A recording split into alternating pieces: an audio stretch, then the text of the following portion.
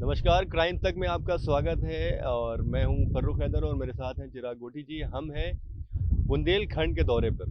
बुंदेलखंड खासकर जो चंबल की घाटी है, आप देख सकते हैं कि ये जो पूरा आप नदी देख रहे हैं, ये चंबल नदी है और इसके इर्द-गिर्द पूरी घाटी है और यही वो इलाका है जो औरैया से होते हुए जालौन, बांदा की तरफ जाता है और इस पूरे रेंज में, इस पूरे इलाके में डाकुओं का दबदबा सालों रहा। मतलब आज़ादी से पहले से लेकर और 1990 के दशक के आखिरी सालों और जो नई सदी है उसके शुरुआती सालों तक रहा। उसके बाद जो लगातार कॉम्बिंग हुई, पुलिस कॉम्बिंग हुई, उसमें ये सारे डाकू खत्म हो गए। आज ये चंबल डाकुओं से आज़ाद है। इन 5-6 दिनों के दौरे में चिराग जी आपने क्या देखा? देखिए, जंगलों की कहानी, बिहेड़ों की कहानी हमने बहुत सदियों से सुनी, लेकिन जब हम यहाँ एक्चुअल में आए तो हमें क्या वाकई लगा कि क्या वाकई यहाँ पर अभी अस्तित्व है या नहीं है। लेकिन अब अस्तित्व नहीं है, ये बात तो सच है। लेकिन जोग्राफिकल कंडीशन नहीं बदली है, वही बिहड़ है, वैसी खार है, वैसी सारी चीजें मतलब सेम टू सेम है। लेकिन बदलाव क्या आया है कि सीमा पारिहार की बात कर लें, चाहे मलखान सिंह की बात कर लें, चाहे निर्भय गुजर की बात कर लें, अब बदमाश नहीं रहे। लेकिन बदमाश नहीं रहे ये अच्छी बात है, लेकिन विकास नहीं हुआ ये अपने आप में बहुत ही विडंबना है। क्राइम तक की टीम उस आखिरी छोर पर गई, यानी जहां से मध्य प्रदेश की सीमा स्टार्ट होती है राजस्थान, और वहां आप देखिए बिलौड़ गांव में कोई डेवलपमेंट नहीं है। तो ऐसे में जब डेवलपमेंट ही नहीं है तो फिर किस बात की ये कहा जाए कि डकैत तो नहीं है लेकिन डेवलपमेंट भी नहीं है। तो ये परिस्थिति आप देखिए, जहां हम इस समय खड़े हैं इसका व्यू देखिए पहले तो। ये शायद मुझे लगता है हैदर भाई, ये एक मात्र ऐसी जगह हमें दिखी पूरे टूर में जो सबसे ज्यादा अट्रैक्टिव थी, जो हमें लगा कि यहाँ पर शूट करना चाहिए। और यहाँ पर एक आप देखिए पीछे ही देखिए बिहड़ है, बिल्कुल वैसे ही चट्टाने हैं। मैं और आपको बता दूं इतनी कि बड़ी नदी है। ये जो आप पीछे ये पुल देख रहे हैं, ये पुल जो है वो औरैया से जालौन का जो रास्ता है, उस बीच में यमुना नदी पे बना हुआ ये पुल है। ये रास्ता जालौन की तरफ जाता है और ये उसके इर्द गिर्द जो आप देख रहे हैं, ये पूरा बीहड़ का इलाका है। नदी के इस पार आप थोड़े से ऊंचे पहाड़ देख सकते हैं, जो रेतीले पहाड़ होते हैं, और उस पार वो जंगल का एकदम पूरा इलाका है। इस पूरे रेंज में आप इस तरफ ये समझिए कि यूपी में जो पड़ने वाले हिस्से हैं, वो उसमें जो डाकू हुआ करते थे वो थे। उस रेंज में आपको एमपी में जो डाकू हुए वो थे वहाँ पे। हमने शुरुआत जो की वो इटावा से की। इटावा में हमने देखा कि कैसे गहरी गहरी खार थी। खार हम आपको बता दें, खार ऐसा होता है कि एक बहुत पहाड़ों के बीच में गहराइयाँ होती हैं, उसमें उबड़ खाबड़ गहराइयाँ होती हैं, पेड़ होते हैं। कोई किसी भी आम इंसान के लिए, यहाँ तक कि पुलिस के लिए भी वहाँ पर घुस पाना और वहाँ पे उससे पार पाना बहुत मुश्किल होता है। लेकिन उन्हीं खार से जो डाकू हुआ करते थे वो दौड़ते थे घोड़ों के जरिए या पैदल। वो उसमें एक्सपर्ट हुआ करते थे और यही वजह है कि सैकड़ों सालों तक जो है वो डाकुओं ने इस बीहड़ पर, इस चंबल में राज किया। इसकी दो मुख्य वजह थी। एक, जब हम गांव गए थे बिल्हौर, वहां पर एक शख्स ने क्या बोला था कि मोबाइल कनेक्टिविटी जो है उससे ये पूरा गांव जो है रूबरू नहीं था। जैसे ही टेक्नोलॉजी आई वैसे ही अपराधियों के लिए स्टे करना मुश्किल हो गया, क्योंकि मैं वो आपको पकड़े जाते बता थे। दूं कि ये जो चिराग भाई कह रहे हैं उसमें एक पूरी कहानी है। एक्चुअली हुआ क्या कि जब तक आज़ादी से पहले से लेकर 90 के दशक के जो आखिरी साल थे और जो नई सदी की शुरुआत थी, उस दौरान जो है वो टेक्नोलॉजी ने इम्प्रूवमेंट शुरू किया और मोबाइल जो थे वो उनका उनका आगमन हुआ। मोबाइल के आगमन होने से जो डाकू थे उनको शुरू शुरू में ऐसा लगा कि ये तो बड़ी कमाल की चीज़ है, इससे हमें सारी जानकारियाँ मिल जाती हैं कि पुलिस आ रही है कि नहीं आ रही है, या फिर हम जो किसी से फिरौती की रकम जो वसूलते थे किडनैपिंग के ज़रिए, वो उससे बड़ी आसानी हो गई थी। लेकिन उन्हें ये नहीं पता था कि आगे आने वाले सालों में यही टेक्नोलॉजी उनकी ज़िंदगी के ख़ात्मे की सबब बनेगी, उनके ज़िंदगी के ख़ात्मे की वजह बनेगी। हुआ ये कि मोबाइल नेटवर्क के ज़रिए, मोबाइल के ज़रिए पुलिस ने डाकुओं के बारे में ये पता लगाया कि उनकी लोकेशन क्या है। मोबाइल टावरों के ज़रिए से उनकी लोकेशन पता लगाई गई और फिर पुलिस कॉम्बिंग बहुत ज़्यादा आसान हो गई और यही वजह रही कि धीमे-धीमे, यानी कि आप ये समझिए कि 80 के आखिर से लेकर और नई सदी की शुरुआत तक, यानी 10-15 सालों, 20 सालों में जो डाकुओं का पूरा साम्राज्य था और दर्जनों से ज़्यादा डाकुओं के गैंग हुआ करते थे, बल्कि उससे भी ज़्यादा, वो सारे एक-एक करके ख़त्म होते चले गए।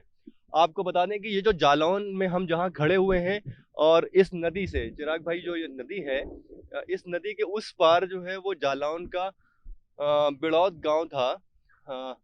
वहाँ पे एक जो डाकू हुआ करते सबसे खूंखार डाकू, पहलवान डाकू, जिनकी स्टोरी भी आपने की इस दौरान, उनका बड़ा दबदबा था और उनके बारे में कहा जाता था वो बहुत ज़्यादा खूंखार थे। जब वो कोई पकड़ यानी किडनैपिंग करते थे, तो उस पकड़ यानी कि जो पकड़ था जिसकी किडनैपिंग करते थे, उसकी नाक में वो नकेल डाल के और उसको पेड़ से बांध दिया करते थे ताकि वो भागने की कोशिश ना करे, और करे तो उसका वो पूरा ज़ख्मी हो जाए। तो उसके बारे में और बहुत सारी डिटेल आपने वहाँ इकट्ठा की। देखिए जैसा कि खुद हैदर भाई बता रहे हैं कि वहाँ पर वो उसका इस तरह से एमओ होता था, यानी मॉडस ऑपरेंडी। वहाँ पर उसकी एक रखेल भी होती थी, जो वहाँ के लोगों ने बताया कि वो कहती थी कि मैं गोली खराब नहीं करूंगी, किसी को मारने के लिए 90 रुपए की 60 रुपए की गोली खराब नहीं करूंगी, मैं उसको रस्सी से मार दूंगी। और वो इतनी जालिम होती थी कि वहाँ के लोग बताते हैं कि वो रस्सी से मार देती थी। सैकड़ों ऐसी कहानियां दफन है और कई सदियों से कहानियां चली आ रही हैं कि एमपी के मुरैना में, भिंड में, राजस्थान की बात करें, यहाँ इधर जालौन आ जाए, जहाँ हम खुद हमने विजिट किया, औरैया डिस्ट्रिक्ट हो जाए, इटावा हो गया, यहाँ पर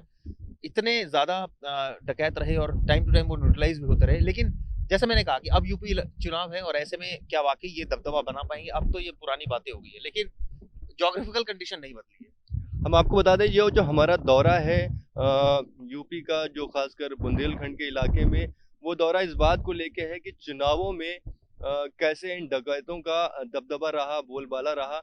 तो जब तक ये डकैत इन चंबलों में रहे, वो फरमान जारी करते रहे, अपने जो उनके फेवरेट उम्मीदवार हुआ करते थे उनके हक में वो फरमान जारी करते थे कि गांव के गांव, इलाके के इलाके को इस आदमी को वोट देना है। देना है मतलब देना है, अगर वो नहीं देते थे तो उनको प्रताड़ित किया जाता था।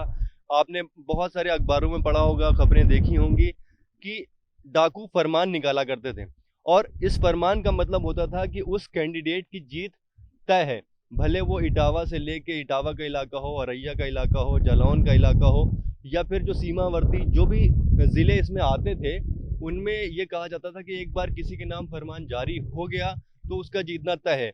हालांकि इसमें एक एक्सेप्शन बड़ौत गांव में हमको मिली, जहां पर डाकुओं ने फरमान निकाला था किसी उम्मीदवार के लिए, लेकिन वो किसी वजह से जीत नहीं पाया, और उसके बाद जो पहलवान डाकू थे उन्होंने गांव वालों को प्रताड़ित किया कई सालों तक। हमारे साथ इस दौरे पे मनीषा झा भी थी साथ में, उन्होंने भी बहुत सारी स्टोरी की, उनसे भी जानते हैं कि उनका कैसा एक्सपीरियंस रहा।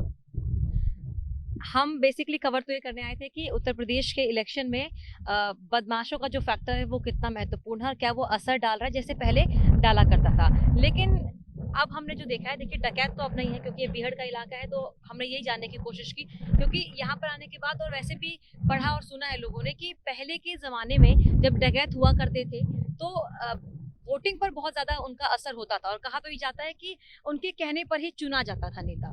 तो जहाँ डकैतों के कहने पर विधायक और मंत्री चुने जाते थे, अब जो है वो तस्वीर बदल गई है। अब डकैत तो नहीं है, लेकिन कहीं ना कहीं जो बदमाशों का जो वो फैक्टर हम जिसकी बात लगातार कर रहे हैं कि कोई भी ऐसा फैक्टर जिसका चुनाव पर असर पड़ता था। हालांकि उत्तर प्रदेश के कई अलग अलग जिलों में हम लोग गए भी हैं, वहां पर हमने देखा कि कई गैंगस्टर होते हैं या कोई बदमाश होते हैं, उनका असर बहुत ज़्यादा होता है, वो फैक्टर बहुत ज़्यादा मायने रखता है इलेक्शन में। लेकिन यहाँ पर पहले डकैतों का न सिर्फ फैक्टर होता था, बल्कि डकैत ही सरकार चुनते थे या उनके इशारों पर बनती थी, वो तो नहीं है। लेकिन यहाँ बदमाशों वाला फैक्टर भी नहीं दिखा। कुछ नहीं है यहाँ पर, ये सब पुरानी बातें हो गई हैं। और जैसे मैंने कहा कि आपने भी खुद बताया, तमाम हम जगहों पर घूमे जहाँ पर अलग अलग फैक्टर काउंट करते थे, सरकार ये लोग बनाते थे, इनकी अलग लाइफस्टाइल होती थी। मुझे तो वहाँ के गांव वाले ये भी बता रहे थे और हम सबको ही बता रहे थे कि 2-2 लाख रुपए, 5-5 लाख रुपए पर डे का खर्चा होता था उनका, क्योंकि उस डकैत के झुंड में 250 से 250 से 300 लोग होते थे, सबका खाना पीना। और कई डकैत तो शराब पीते थे और उस समय ब्रांडेड शराब पीते थे, इस तरह की बातें करी। और ऑब्वियसली गांव वाले सपोर्ट करते थे, वो उस इलाके में ज्यादा एक्टिव रहते थे बिहड़ के, जहां पर उनको लगता था कि किसी बड़े आदमी का किडनैपिंग कर लेंगे तो अच्छा पैसा मिल जाएगा। और पुलिस भी मिली होती थी, क्योंकि और पुलिस को पता ही नहीं होता था कि ज्योग्राफिकल कंडीशन से वाकिफ नहीं होती थी, ये बदमाश कहाँ जा रहे हैं, कैसे रह रहे हैं, कुछ पता ही नहीं होता था। जो थोड़े बहुत गाँव वालों को पता होता था वो डर के मारे कुछ नहीं बोलते थे, और गाँव में भी इनको पूरा दबदबा था, ये लोग गाँव वालों को भी खुश रखते थे, तो वो भी नहीं बोलते थे। कई ऐसी जगह भी हमने देखी। अच्छा, खुश भी रखते थे, दूसरा गांव वालों के पास ऑप्शन भी नहीं होता था, बोलते दोनों ही बातें हैं, ऑप्शन भी नहीं था और खुश भी रखते थे। लेकिन धीरे धीरे ये कहा जाए पतन के कारण बने कुछ फैक्टर्स, जिसकी वजह से मुखबरी भी होने लग गई। मोबाइल नेटवर्क बहुत बड़ा रीजन रहा, प्लस सरकारें बदली तो उसकी वजह से भी काफी फर्क पड़ा। बिल्कुल। तो ये जो बुंदेलखंड वाला पूरा ये इलाका था, यहाँ पर हमने यही जाना कि क्योंकि यहाँ बीहड़ बहुत ज़्यादा है और या इस जगह का विकास भी नहीं हुआ है। तो बीहड़ होने की वजह से ये हमेशा चर्चाओं में रहा है, सुर्खियों में रहा है, लेकिन अब जो है वो तस्वीर बदल गई है। डकैतों का तो खात्मा यहाँ पर हो ही चुका है, जो एक ज़माने में बहुत ज़्यादा हुआ करता था। लेकिन अब नहीं, मैं तस्वीर एक बात मैं और बताना चाहूँगा कि डकैतों का तो खात्मा हो गया है और अब डकैत तो नहीं है। लेकिन यहाँ के लोग एक बात ज़रूर बोल रहे थे कि कई राजनेताओं की शक्ल में डकैत बहुत है यहाँ पर, जो फैक्टर बहुत बड़ा फैक्टर है। और डेवलपमेंट, हम इस बेल्ट में घूमे, हमें जो मुझे सबसे ज़्यादा मुझे निराश किया इस बेल्ट ने वो ये किया कि यहाँ पर डेवलपमेंट नहीं है। और वही तो वो एक ऐसा फैक्टर है जिसको ये कहा जा सकता है कि जो ऑब्वियसली नहीं होना चाहिए था, डेवलपमेंट होना चाहिए था। तो ये जो पूरी तस्वीर आपको हमने दिखाई और हम कहें कि इस पूरे ट्रिप का ये सम अप रहा कि इस इलाके में जो तस्वीर है वो बिल्कुल बदली हुई है, विकास यहाँ पर हुआ नहीं है, डकैत अब पहले की तरह नहीं है और इस बार के इलेक्शन पर ऐसा कोई फैक्टर भी नहीं है जो बहुत ज़्यादा महत्वपूर्ण है। एक बात मनीषा जो हमें यहाँ पे लोगों ने बताई, उन्होंने कहा कि डाकू फरमान ज़रूर जारी किया करते थे, लेकिन वो उनकी ज़रूरत पर खड़े भी रहते थे, उनकी मदद भी करते थे। अगर उन्हें कोई परेशान कर रहा है या उन्हें कुछ आर्थिक तौर पर मदद की ज़रूरत है, तो वो उनकी मदद भी किया करते थे। और कई जगहों पे तो डाकू हमें ऐसे मिले जिन्होंने कहा कि आज के नेताओं से बेहतर तो पुराने ज़माने के डाकू हुआ करते थे। तो ये एक बड़ी अच्छी बात, मतलब अजीब-सी बात इसे कहना चाहिए, कि हमें जानने को मिली। और अब हम फ़िलहाल इस इलाके से निकलकर वापस अपने दफ़्तर की तरफ जा रहे हैं और हम फिर आपको आगे इस टूर पे और भी हम दूसरे शहरों में जाएँगे, मसलन जो अवध का इलाका है या फिर पूर्वांचल का इलाका है, वहाँ से हम आपको जो चुनावी रंगबाज़ हैं इस चुनाव के, उनके बारे में बताएँगे। तब तक के लिए नमस्कार।